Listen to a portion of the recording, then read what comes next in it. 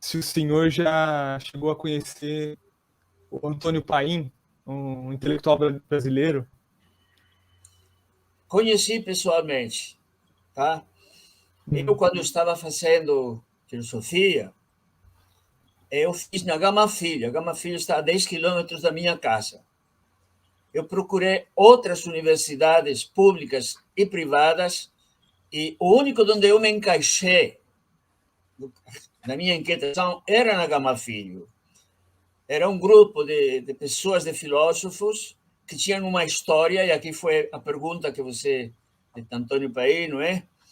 E eu poderia dizer que na Gama Filho encontrei, dentro das limitações que temos e que uma universidade pode ter, uma privada, depois inclusive fechada pela CAPES, não é? Infelizmente, aquilo foi um crime para as pessoas que estavam estudando, para o bairro, aquilo hoje em dia parece um fantasma de bairro, enfim, uma desgraça. Mas deixa para lá. Então, eu conheci, felizmente, o Paim. E o Paim era, diríamos, o verdadeiro mentor, talvez dessa maneira profunda de pensar o Brasil. Tá? Eu não concordava com tudo, como ninguém concorda com o outro, tudo, não é? Mas ele tinha algo muito forte e um espírito de trabalho, de esforço, de claridade, que algo tem. Tem um montão de livros aqui em casa, não é? Sobre filosofia, sobre ideias, sobre, enfim, história, levantando arquivos, que nós somos pouco adeptos a isso, não é? E ele, então, o que aconteceu? Eu encontrei esse grupo formado. O que acontecia com esse grupo? Aquele grupo foi, diríamos, desligado da PUC do Rio de Janeiro, tá? Onde eu também fui, mas não encontrei. Eu fui na UERJ, aqui, que é aqui no centro de Rio de Janeiro, Largo São Francisco, e desculpe que eu fale desde lá, isso em 1992, 93, o professor que tinha com ele aula, ele me indicou para fazer um papo com ele, não é? Professor Aquiles, que ele é enturmado com ele, embora ele era coordenador de filosofia de lá. E eu fiquei, digamos, não conhecia assim, manifestações desse tipo. Encontrei o FRJ em uma espécie de caverna comunista com quadros de Mao Tse-tung, de Stalin, enfim, de tudo, entende? Aquilo você entrava e não parecia nenhuma universidade, entende? Você entrava no físico da universidade e você por dentro via totalmente uma ideologia mandando, impondo.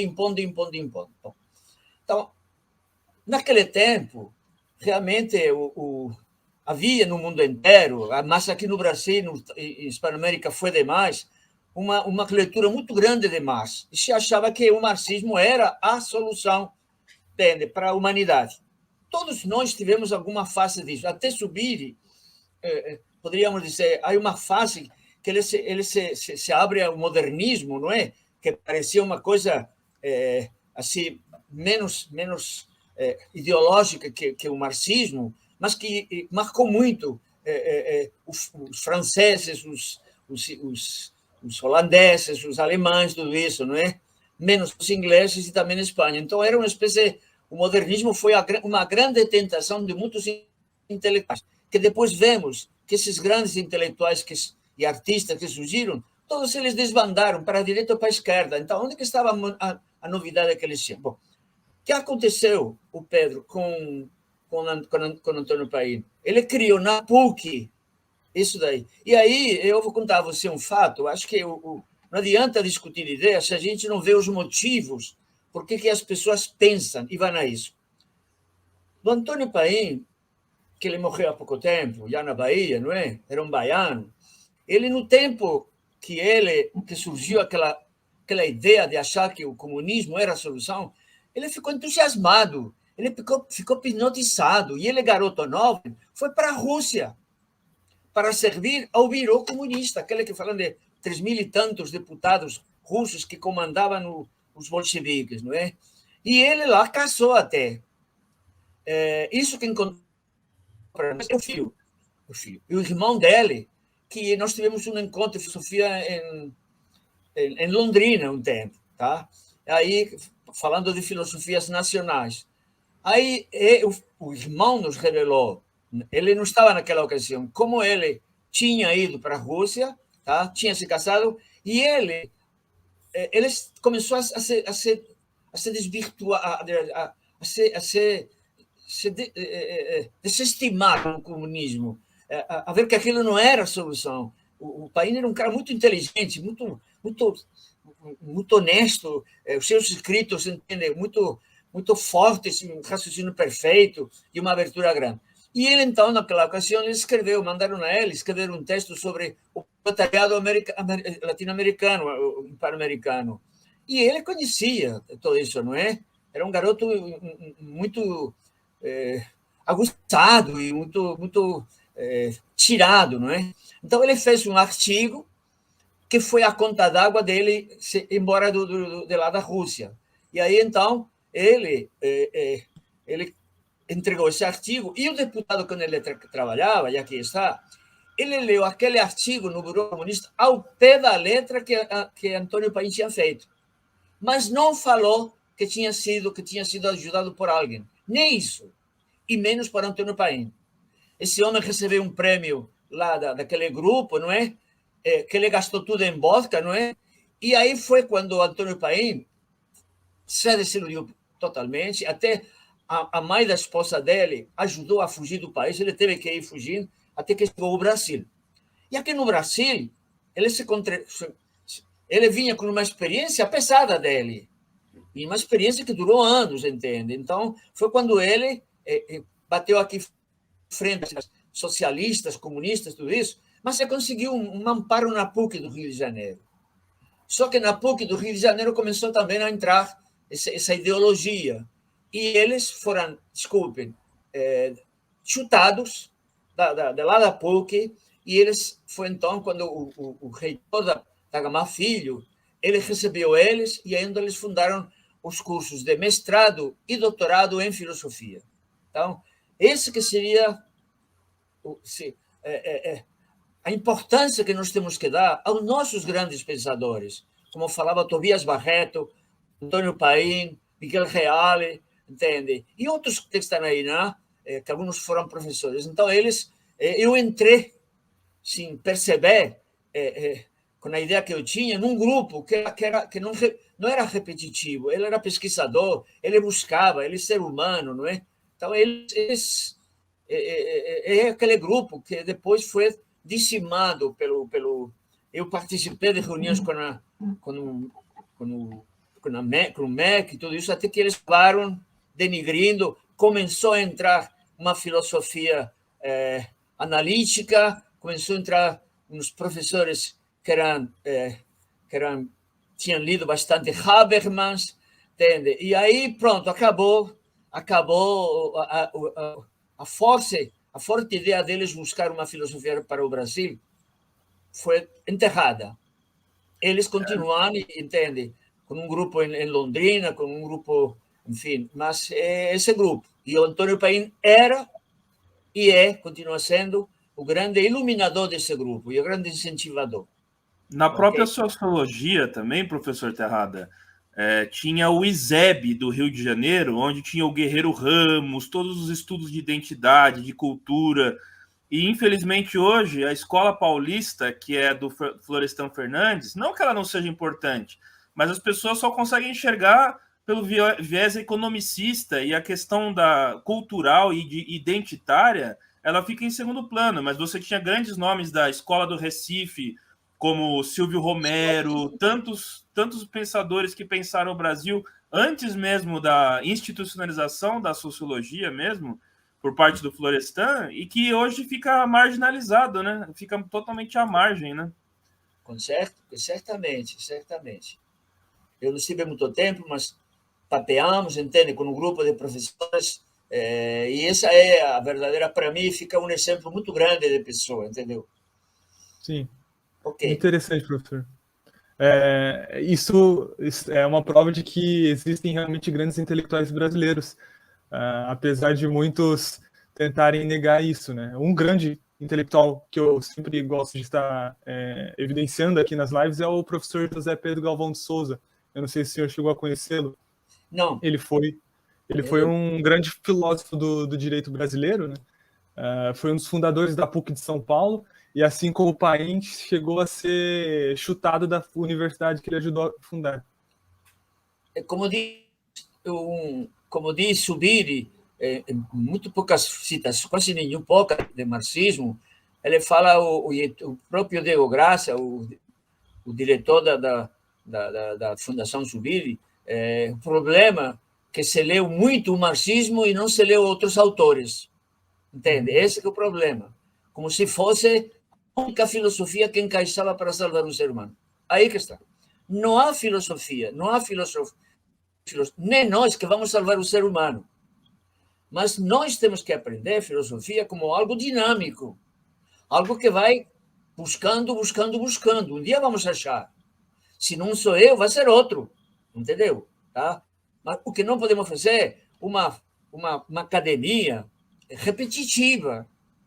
Entende? Eu estava vendo uma vez uma lista de trabalhos e de teses da Unicamp e tudo isso. Meu Deus, aquilo era um repetitivo de falar de Hegel, de Kant, e aí? Hoje estamos no século XX, século XXI. Não temos mais nada? Não aconteceu mais nada, como você fala desses pensadores, dos brasileiros do século XVIII?